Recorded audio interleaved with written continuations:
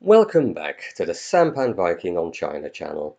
And today I'm going to be talking on a subject which is roughly best described as the emerging Eurasian world order.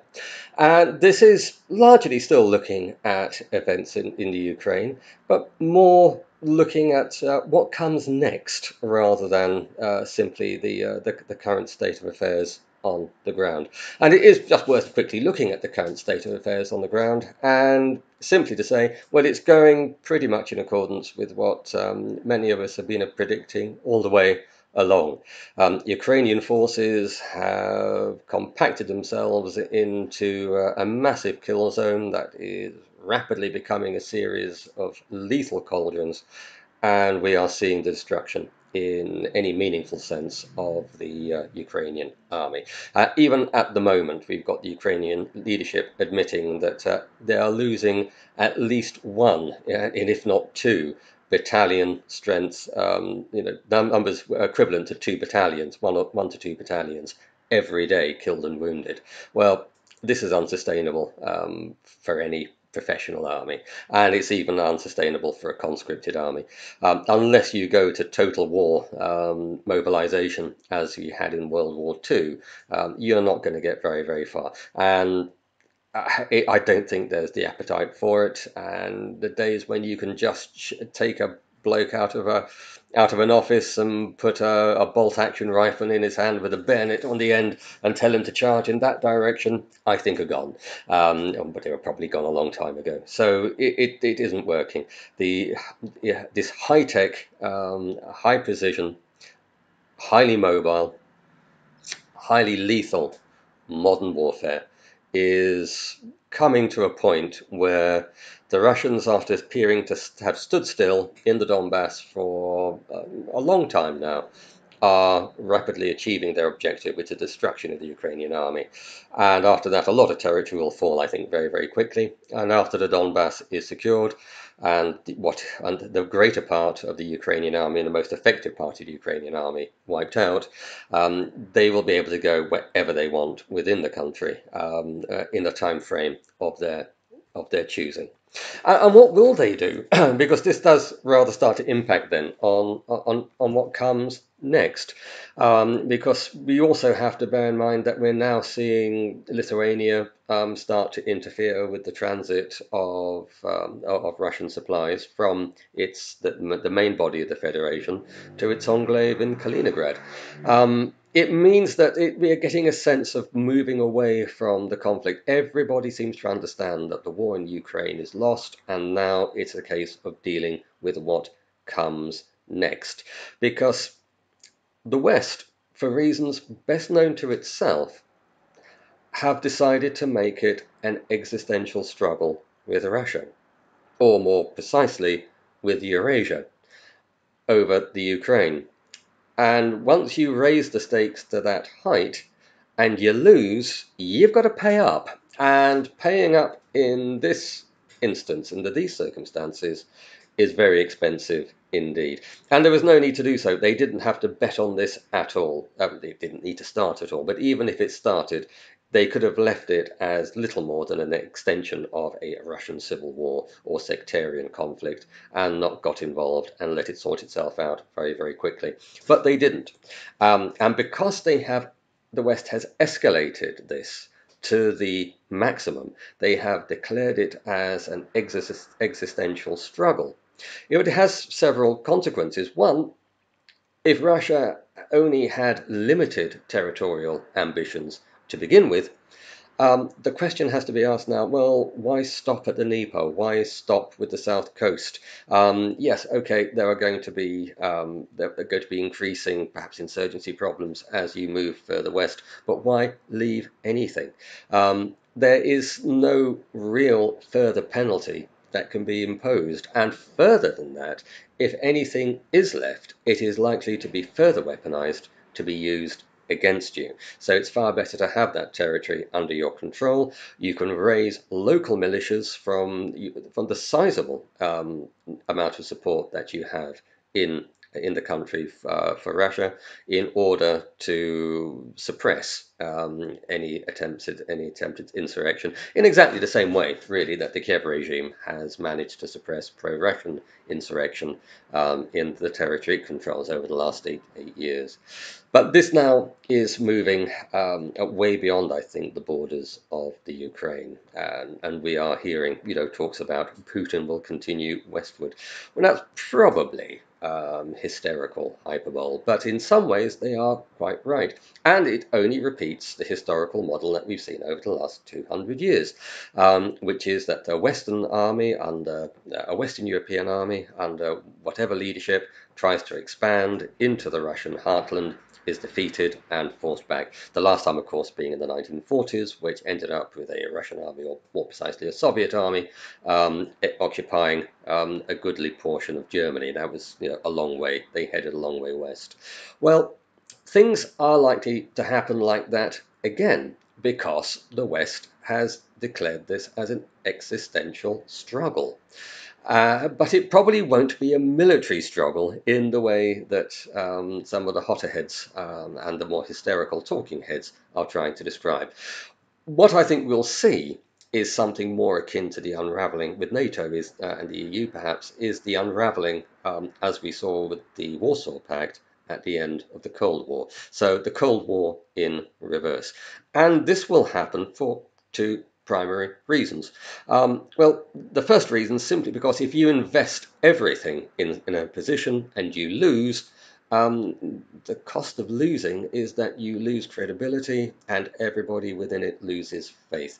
And at the end of the day, a lot of people are weathercocks. And even these Eastern European countries that seem to be the most virulently anti-Russian, there are most likely to be strong pro-Russian factions within them as well. And as soon as the power of the anti-Russian factions, i.e., the US-backed factions, is broken, and their faith is destroyed, and belief in their competence is destroyed, you will see that other factions are able to come to the fore, especially if they have access to the kind of support that makes it possible, which is what we saw in the first place back in the early 90s when the Americans literally flooded the area with money and opinion shaping.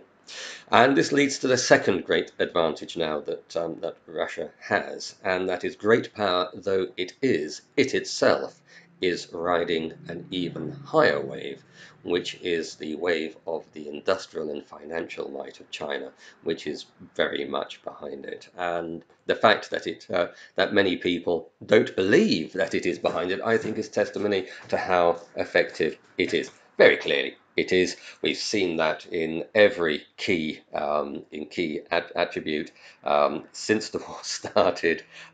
You would have to be seriously delusional to believe that China was not supporting Russia to the hilt behind the scenes in every major way. And this, of course, is because it is more than simply a Russian and a Chinese initiative. This is a Eurasian initiative. This is all about harnessing the power of the Asian and the Eurasian continent in order to bring a new peace, a new order, and a new prosperity that will rise what is effectively the piece of land in which the majority of the people of the earth reside. And that, in my opinion, can only be a good thing. There has to be something worth working, worth fighting for.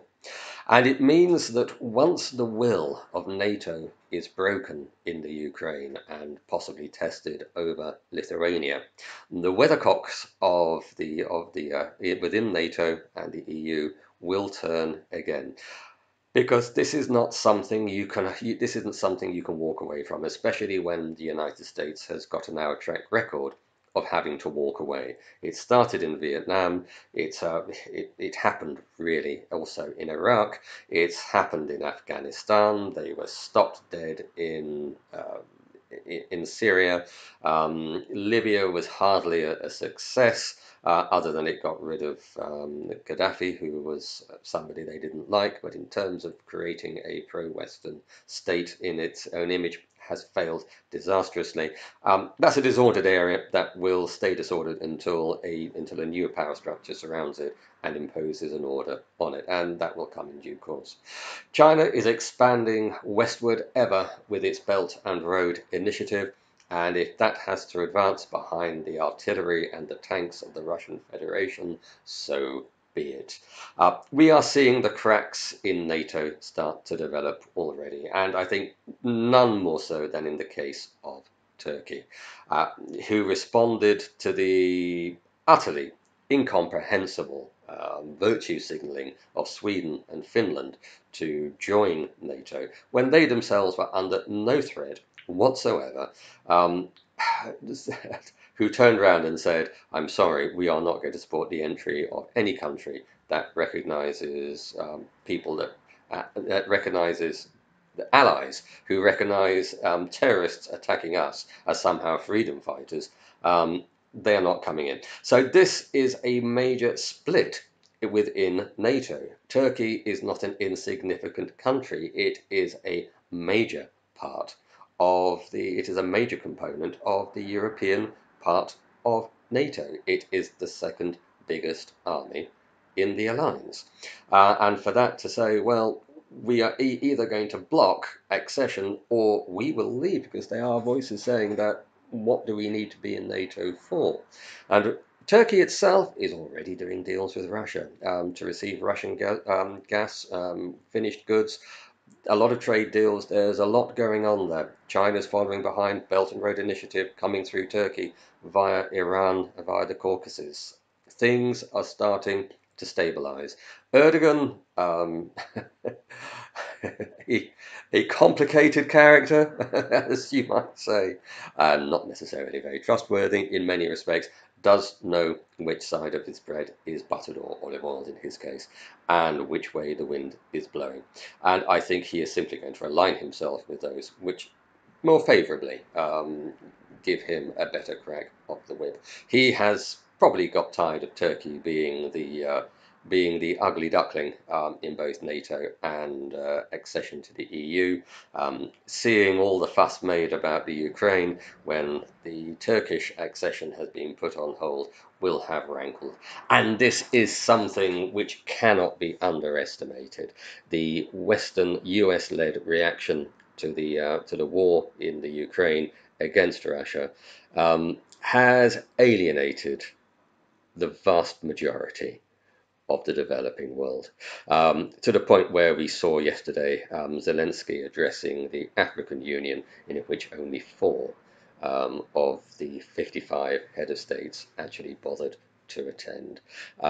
Tired of being told that their pain is worth less than somebody else's. And you add on to that the punitive measures, financial measures, economic measures that come with dealing with the IMF and the World Bank. They see an alternative model, a new Eurasian world order that is offering far greater benefits with no strings attached, and not surprisingly, they can't wait to sign up. And this means that NATO starts to look like a busted flush. It has put everything it had on Ukraine, and it very clearly is losing the bet. And once you've lost that big, your credibility never comes back, and very soon the cracks, which are already visible in the alliance, become chasms. And more than that, this is the middle of summer, and there's already a lot of backsliding on the energy issue of buying gas, oil, and coal from Russia. What is that going to be like once it gets to winter? So just picture it in 6 months' time. It's approaching the shortest day of the year, just past Christmas, coming into the new year, coming into the coldest time. Last winter was a pretty mild winter. If we get a harsh winter, oh boy, is that going to have an effect where we will see massive disruption within the European Union and European countries and other Western countries as the full impact of the self-imposed sanctions that were supposed to cripple Russia but haven't have start to come home to roost, which is the other part of it. It is the total incompetence of the US leadership. Biden boasted about smashing the ruble into dust. Well, nothing could be further from the truth. The ruble is stronger now than the time when sanctions were first imposed in 2014, when they took back the Crimea. Everything that was supposed to happen has not happened. Russia are winning in Ukraine. NATO is losing its proxy war. It's losing its credibility.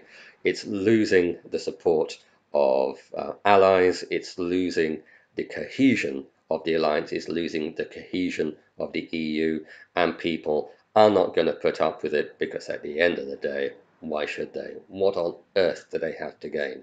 They're losing hand over fist for no good reason, and they don't need to. And sooner or later, the shills for the neocons that seem to infest our political establishment in the West at the moment will have had their day, and they will be replaced by not necessarily ardent pro-Eurasians. They don't need to be. They simply need to be pragmatists, because again, this is, I think I'll make this the final point, this is the strength of the Eurasian proposition, because it is up against such a massively and hysterically ideological opponent in the West. All it has to say is that you simply have to drop these lunatic ideological positions and simply take a neutral stance. You recognize Taiwan as part of China under the one China, two systems, two countries, one China arrangement, and you simply accept that in the large parts of Ukraine, this is essentially Russian territory, full of Russians who speak Russian, who have Russian culture, and are only too happy to be part of a Russian federation once again. That I'm going to wind up with. I think I've covered most of the areas that I wished to discuss, and it's gone on for far longer than I thought I was going to. I hope you enjoyed. If you did, please like. If you would like others to hear what I have to say, please share. If you don't subscribe, haven't subscribed yet, please do. It's free and it helps the channel to grow. And if you would like to make a comment either on this subject or the channel in general, please leave a comment and I will reply just as quickly as I can where it is relevant for me to do so. I look forward to seeing you all in the next video.